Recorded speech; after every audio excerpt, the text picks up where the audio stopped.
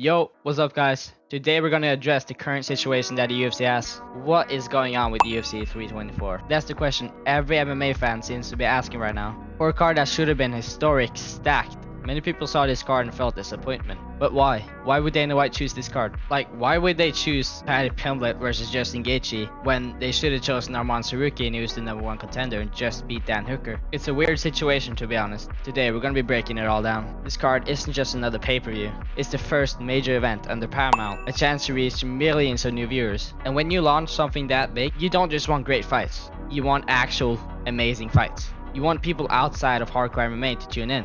And that's exactly where the matchmaking starts to make sense, even if it's frustrating. On the women's side, Amanda Nunes is one of the most iconic fighters the UFC has ever produced, a 2-division champion, a fighter that many actually call the GOAT, and KAYLA Harrison, a 2-time Olympic gold medalist. And this is the kind of fight the UFC loves, a legend versus a rising powerhouse. Harrison versus Nunes actually makes sense, but it's not a big enough fight. But now the real controversy, Justin GAETHJE versus PADDY PIMBLET for the interim lightweight title. When this fight was announced, the MMA world basically exploded. Because if we're talking rankings, this matchup makes almost no sense. Everyone knows who should have been next for the title, Arman Tsarukyan. He's the #1 contender, so why wasn't he chosen? Well, the answer is simple. The UFC knows that PADDY PIMBLET is polarizing, but he draws attention. People love him and people hate him.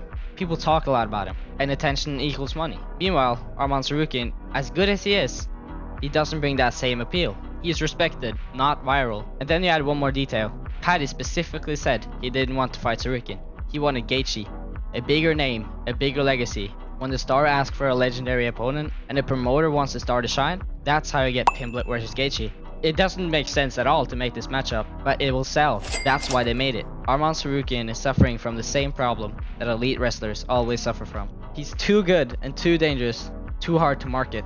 He doesn't have the personality the UFC can promote, and Ilya isn't fighting until mid-2026, so Ilya vs Arman is off the table. But why is this card leaving such a bitter taste? Because fans aren't stupid, bro. They know when a card is simply built on business. This one is a business card.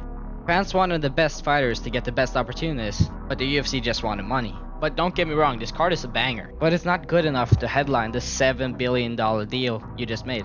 Something is definitely going on with UFC 324. And something I can't wait to see is how Dana White will respond to all this hate he's getting. But that's my takes, guys. Let me know if you disagree down below.